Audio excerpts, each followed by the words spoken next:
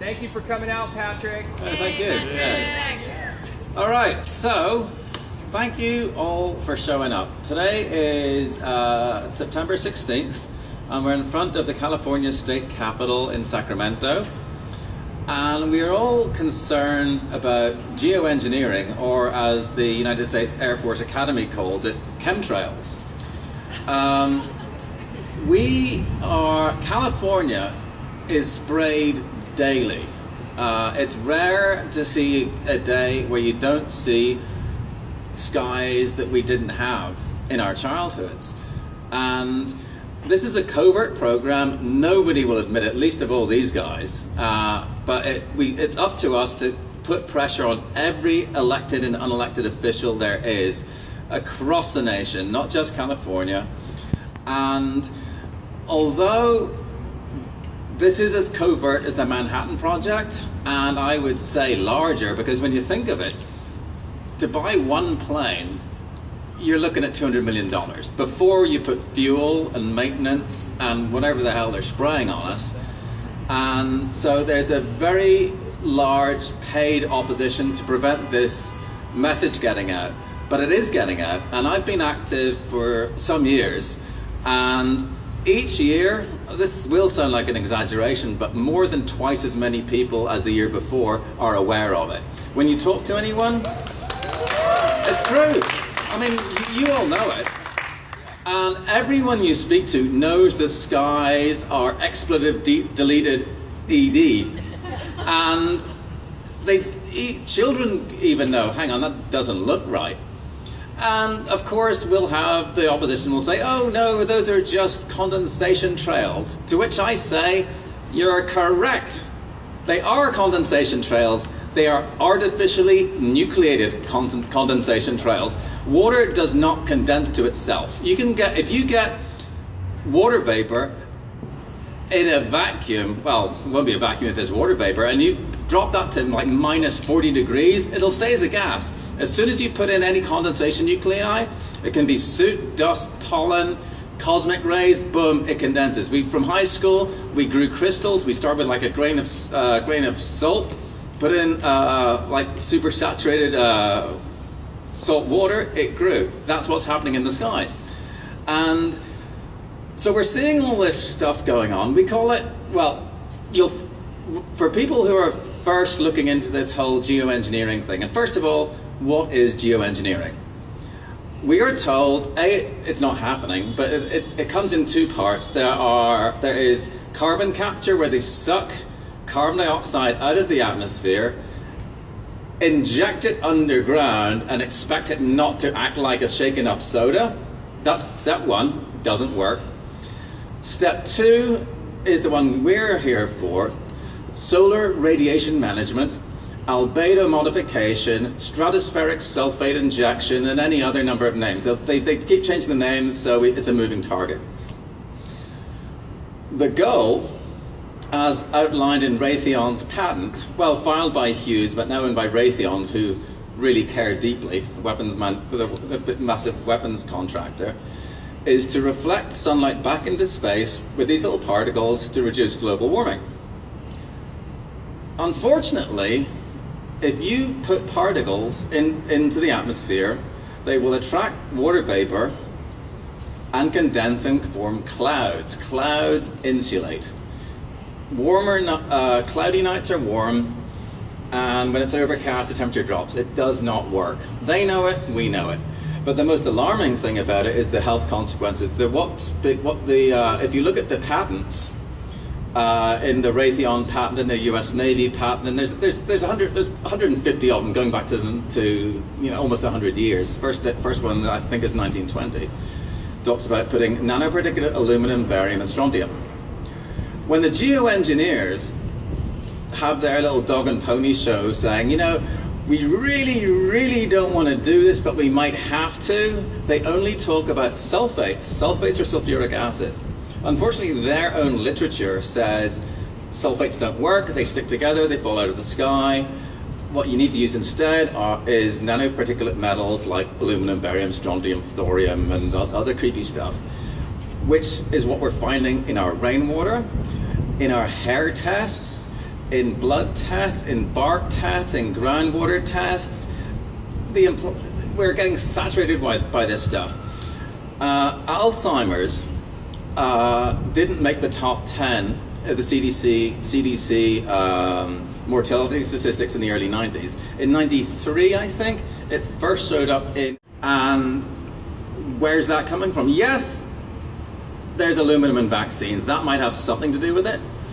But it is indisputable that aluminum causes Alzheimer's. Bees are getting Alzheimer's. People in their 20s are getting Alzheimer's. These are all peer-reviewed studies.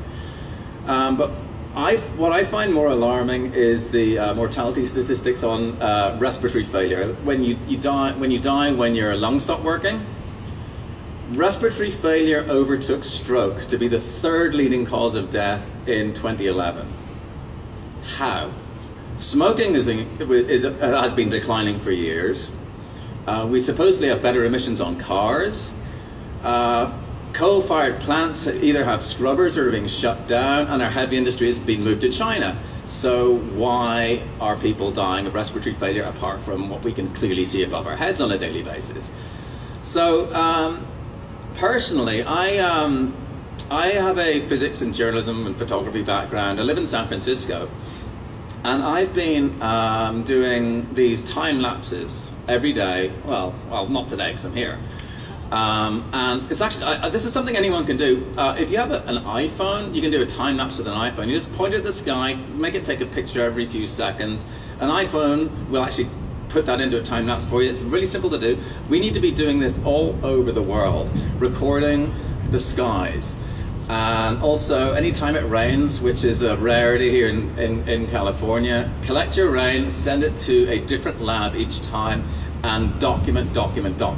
Because the more documentation we have, the more pressure we can put on these guys who will keep ignoring us. But it's easier to sell to people who just have been told, oh, don't worry, this is just a harmless vapor trail, it's fine. But anyway, my time lapses. Back in March and April of this year, I counted, there's a 30-day period when there were 21 incredibly rare sundogs, which is a halo completely encircling the sun, which can't happen with water. Water and ice have a very specific refractive index, which is how much they bend light. And when you have a refractive index of 1.31, radius of 42 degrees, which makes the halo or rainbow that we see the top half of it. What you don't see is this tight one. These are 21-degree halos. And to form one of those, you need something with double the refractive index. So what has double the refractive index, for example, barium sulfate, it's 1.63 or something off the top of my head. Anyhow, so during this period when there were 21 of these incredibly rare sundogs, it rained briefly, enough for me to get 2 samples which I sent to 2 different labs. And when I got the results back, it came back at 160 micrograms per liter of barium. Aluminum was actually kind of low in that one. A previous rain test, I got 190 micrograms per liter of aluminum, but aluminum was like down at 5 and barium at 160. Less than 1 gram of barium will kill an adult human. These guys are talking about spraying hundreds of millions of tons of albedo modification material in the skies every year. They say they're not doing it. Anyone looking up can see it. This is having a devastating effect on human health. And it's not just human health, it's all living, all life. The particle size that they talk about is about 5 nanometers. In David Keith's paper, they talk about 5 nanometer disks. That is enough to go through tree roots, through your blood-brain barrier. It affects all life on Earth, and hence, you got your bees with Alzheimer's now, which sounds comedic, but it's sad but true. So there's this massive health impact, and for these characters, the way the legal system works, if you need to have a dollar value damage before you can actually have standing for things. And this is costing the state of California, if you extrapolate those respiratory numbers, and that's not counting asthma allergies, there's a huge cost. And that's, I think, one approach. But really, since it's still completely covert, our job is to tell everyone that we know. And because there's still a lot of people who don't know yet. And it doesn't take much to prove that it's going on. I mean, yeah, you can look up and see it's going on. But there is plenty of evidence, and like I said, we're making a huge amount of progress. A little more what I've done these last couple of months. It's been a tremendous amount of progress. In July, there was a climate conference in Paris, which was the last major conference before the IPCC meets this December to do a whole bunch more carbon taxes and climate things, which they're going to try and force on the world at large, completely ignoring this whole geoengineering thing. But for years they've been trying to include geoengineering as an option or something they could consider. And I think we managed to put a stop to it. There was 5 of us went to Paris. I wrote a paper. This is my first paper I've ever written. Just there. I've got a stack of them there. If you want to use. This is a useful thing to bring to city councils and stuff, and it just shows pretty much what I just said, but in scientist ease. And I managed to. It basically shows this is what they propose. This is what we're finding in the rainwater, and these are the consequences.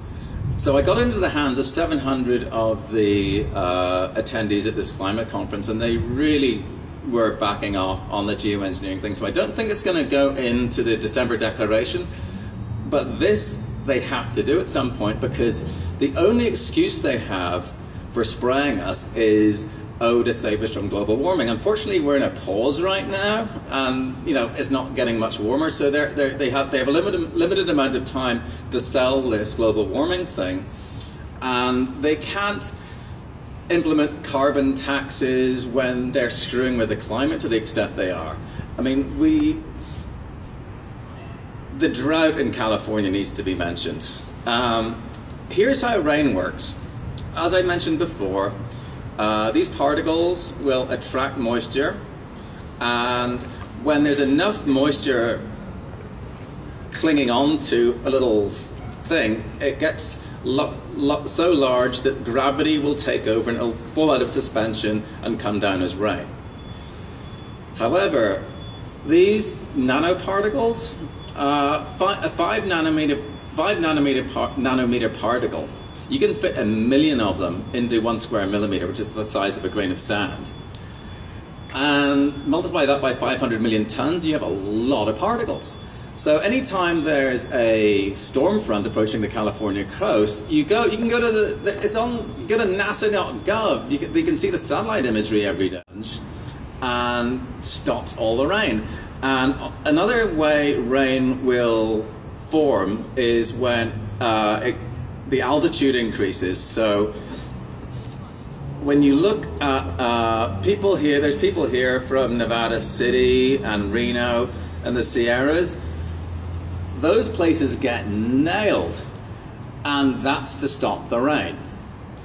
But going back to this term geoengineering, it's not just about the weather. If it was, they would find the most reflective particle they could find and just spray that. However, people who've been paying attention, they look up, there's all kinds of stuff they're spraying up there. It used to, like about 5 years ago, it was just the lines, which would spread out and turn the sky to crud. Now we're seeing ones that fade in about 5 minutes and go all twisty. You get ones that drip. You get ones that rapidly expand. You get ones that have they're super weird. They have this long trail, and then stuff will blow off the side of it while it stays in place. The weird, creepy ones. Plus, you have the chem bombs. There's just this massive wall of crud comes through. If it has a different physical behavior, it is different physically So it must be for something other than just solar radiation management. And we know it's killing a whole bunch of people. The people who publicly fund this, I was at the Paris Climate Conference, Ken Caldera actually admitted the CIA were funding it partly. He works for the Carnegie Institute. Carnegie publicly funds it, Gates Foundation funds it, Rockefeller, Ford, and the other foundations who are all set up by robber barons. They're all in on population control. And if this is killing a whole bunch of people, it's sort of in line with that. I'm not saying that is the purpose. They don't invite me to their meetings. I'm still waiting for an invitation. I'd please invite me. I'd like to see exactly who and why this is happening. But we know what, where, and how, and we know it's causing it's devastating human plant health. It's cutting the amount of sunlight reaching the planet's surface by some estimates up to 30%. And as a result of that, the best fungicide is sunlight. When you reduce sunlight, you get an increase in black mold, and there's all these. It's bad. It's bad, and this is the biggest environmental crime in history. Yet the people are supposed green stewards, such as Greenpeace, are. It would be charitable to say they were asleep at the switch. Greenpeace, back in March of this year, put out a press release saying, Greenpeace UK, please stop sending us pictures of chemtrails. It's an urban myth. It's just water vapor. You're a bunch of... Well, I didn't say you're a bunch of crazy loons, but they implied it. But they're saying this solar radiation management program doesn't exist. And one of the discussions they're having at the global level is, well, if country A wants to spray, and they have a website. Just go to the website, click on partners, scroll down to G. Oh, look, there's Greenpeace. Shock. So, Audubon Society, Sierra Club, anyone who takes money from a foundation, and unfortunately Democracy Now!, they get foundation funding, are not going to help. Also, you got to assume I'm full of crap too. Do not trust. The only thing you should trust is your gut. I could be a fed. I could have been put here to lead you along the way and get you to say, oh, I'll give you lots of facts and figures, and then slot in the end, and the moon's made of cheese. So when you go and say the moon's made of cheese, like, oh, you're one of those moon made of cheese people. So you got to trust your gut. Don't join organizations, sadly. There's, like I said, one plane, $200 million, but before you even put gas in it. So as soon as you have an organization, it will get infiltrated by shills. But shills aren't the smartest. They are motivated by maybe getting a slightly larger flat screen television. We're in it for the species. And they also have a handbook. There is actually a shill handbook that ended up on Pastebin. And one of the most common techniques is Rule 19, which is the 19th rule. And it's rather simple. Ignore presented evidence, demand impossible proof. So I can say, okay, prove that I had a sandwich for breakfast. Which you can't, because you weren't there. You can spot them pretty easily. And we spend a lot of our time on social media. And people who might be seeing this video, well, they'll when they first start, by here, wonder what this line is here in the sky, and suddenly, within minutes, they get attacked by all these trolls and shills. They think, well, that's representative of the public at large. It is not. When you talk to people randomly, on the bus, at the supermarket's checkout, on the street, anywhere, you do not shillery. And when I said before the awareness is more than doubling each year, it's true. And we are getting to where the fight against GMO was not that long ago.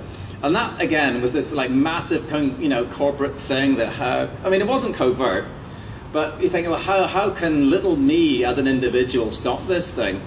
And it was won by people talking to their neighbors, and from being dismissed as these crazy conspiracy theorists, now it's a mainstream thing. If you went out to 100 people with an organic apple and a GMO apple and offered it to people, I don't think many people would pick the GMO one. So I'm not quite sure how this will work with the spraying, but if everybody, well, not everybody, we don't even need a majority. We need a determined minority. We've been ruled by a determined minority since we evolved. We lost gills and developed lungs, and it's not. And even then, you don't. A determined minority is the best thing to beat a determined minority. Feeling anger towards them is kind of pointless because they just are what they are. They have always been inbred sociopathic, expletive deleted as, and we're always going to have them. It's just like an ecosystem. You have a parasite class.